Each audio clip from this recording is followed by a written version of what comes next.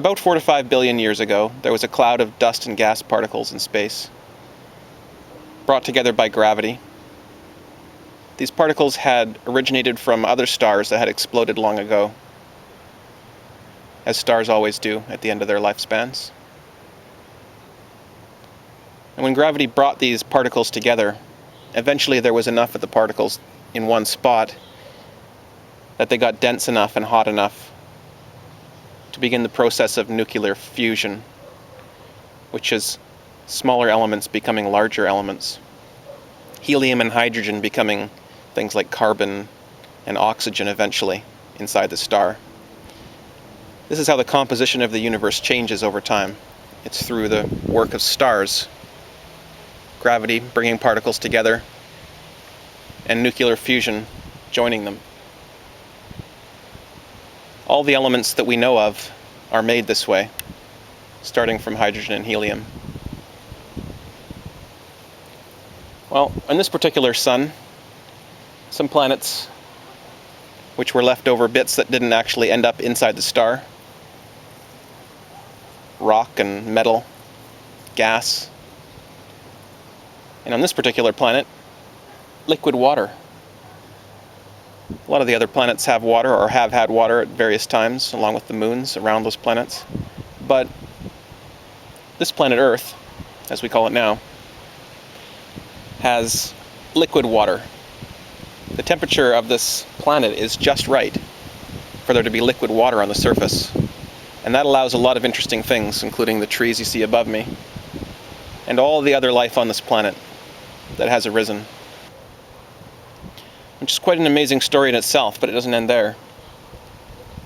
Very recently, compared to the time frames we're talking about, maybe 1% of 1% of 1% of 1% of 1% of the time that we're talking about here has been taken up by people like us on this planet.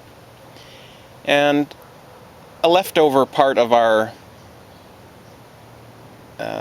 process to this point is greed. And that is the desire for accumulation of things, even more so than we would actually need for our lives. And a lot of us have that built-in greed. It's not really our fault. It was important to us at one time. I believe now we could get by without being greedy. We just choose not to at this point. So many of us are trapped in this game of trying to accumulate more things on the planet. One of those things is money, a concept we came up with to keep track of value and as a way of exchanging value. Thousands of years ago, we started using metal as money. The more rare and the more useful the metal, the more value it was able to store. Gold being a fairly useful element, an extremely rare element, was known as money. Probably one of the first metals to be known as money. Silver is a metal that is more useful than gold, at least in the society we live in currently anyhow, which uses a lot of electronics. And not quite as rare as gold on the planet's crust.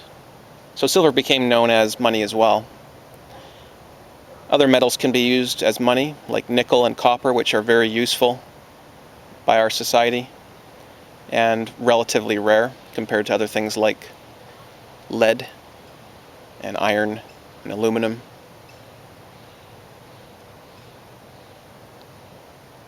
Back to the greed thing. Some organizations and governments and banks a few hundred years ago and up till today, it's an ongoing process, have begun taking metal out of money and replacing it with things like paper or steel and coins.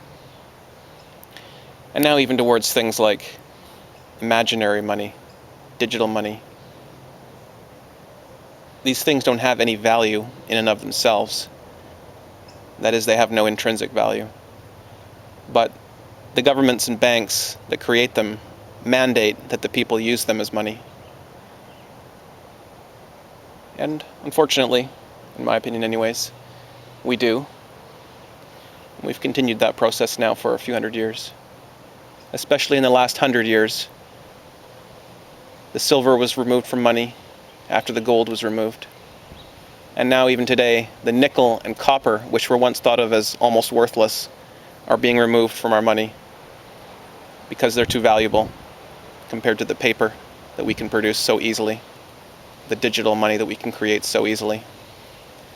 And these are the types of money that the banks and governments would like us to use because they can create unlimited amounts of them and they can control the supply, they can control the lending,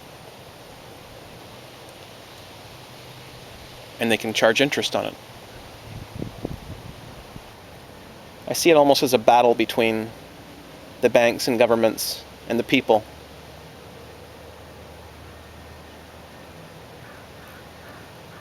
This battle's far more complicated than I can get into in this video, and I don't even understand it all myself. But there are some things I do know. One of them is that you can actually still get metal back from the banks if you want to. You can trade in your digital dollars, and you can trade in your paper dollars or your steel dollars and cents, and you can get metal that actually has value again, metal that is intrinsically value. It has usefulness in industry and in society, and it has rarity as well. There's only a certain amount of it, and there won't be any more in this region of space until our sun explodes, and we probably won't be around then to worry about it or to collect those silver and gold atoms. So the rest of this video is me explaining how I get a particular metal called nickel out of the bank and into my pocket and into my safe. And if we are going to continue to be greedy and to collect money and to work on a system of money and stored value, and it seems like for the time being we are, then the kind of money I want to use is metal money. It can't be created or destroyed. Can't be inflated artificially. It has a free market value. And that's why some people say metal is honest money. We're sorting some nickels here, and we have them going into 4 piles. These are just nickels that you can get from a bank or whatever. Into this pile here we throw anything that's from 2000 and above. That's just steel. Into this one we're throwing the American nickels. Got about 6 so far. They are 25% nickel and 75% copper. That's the same composition of these ones, but it's Canadian 1982 and above, all the way up to 1999, 82 to 99, and this one is 1981 and earlier. And these ones here are 99.9% nickel. So if you do like a ping test,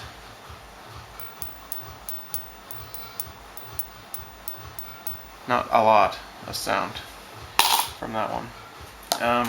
And if you do these steel ones, the brand new nickels, similar, not a heck of a lot. But if you do either this one or this one, because it's got 75% copper in it,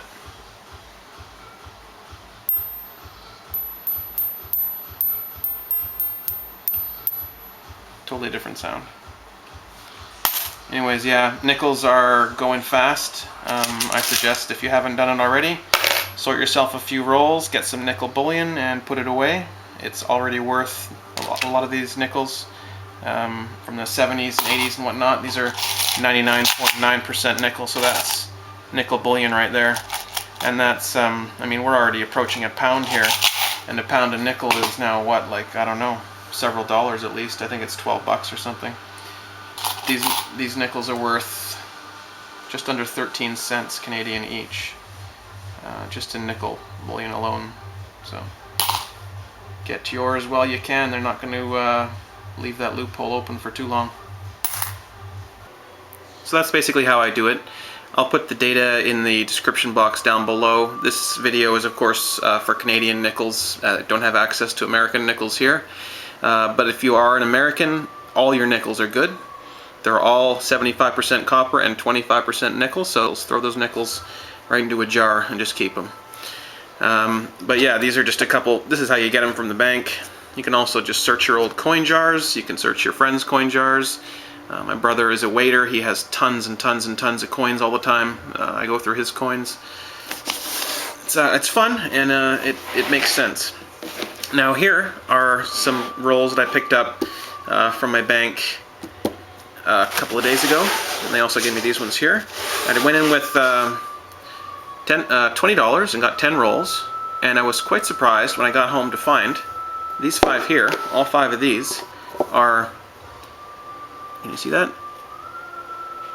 1970, and they're all 1970s as far as I believe, all the way through. This one says 1970, that one says 1970,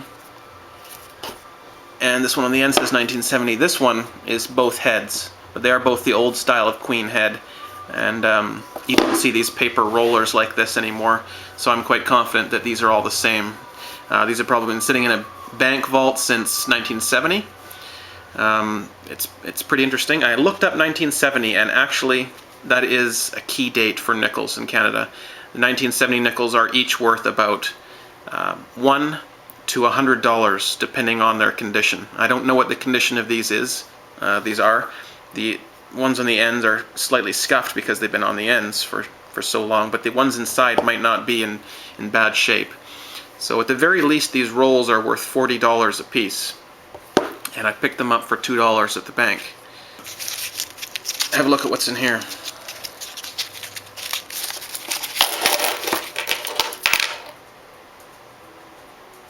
$1969, uncirculated, all of them. Now have a look at some of these other ones.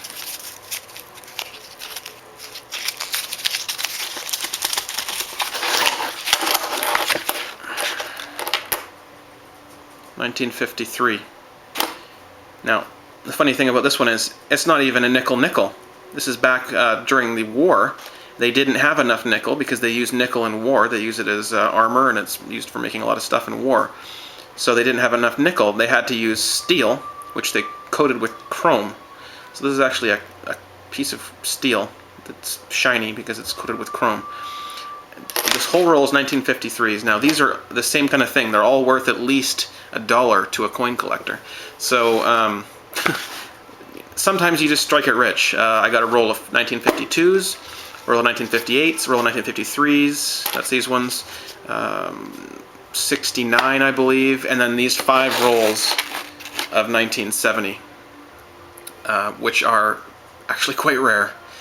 So yeah, sometimes you find an interesting haul, sometimes you find nothing but steel. You might open up a roll that's already been searched, and that's just unfortunate. You take it back to the bank and get your money back, or take it back and get a different roll of nickels.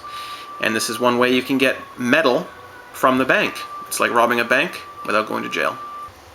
Here's one of those 1952 nickels out of the roll. They're all in pretty nice looking condition. I'm not a coin grader. I don't know what that would be graded as. Now, I'm going to open one of these quickly just to have a look at what it is. I've got 4 of them. They're all similarly marked. They look like they're quite old rolls.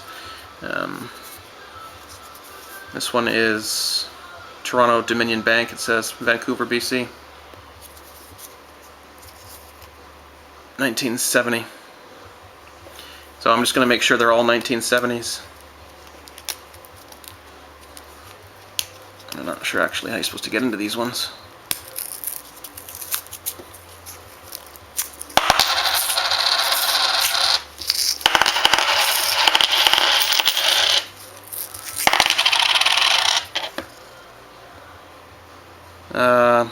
Yep, these are untouched. So I could probably sell these rolls at a premium. These are uncirculated nickels. Pure 999 nickel bullion from a very rare and key date. Very interesting find. Thanks guys. Talk to you soon.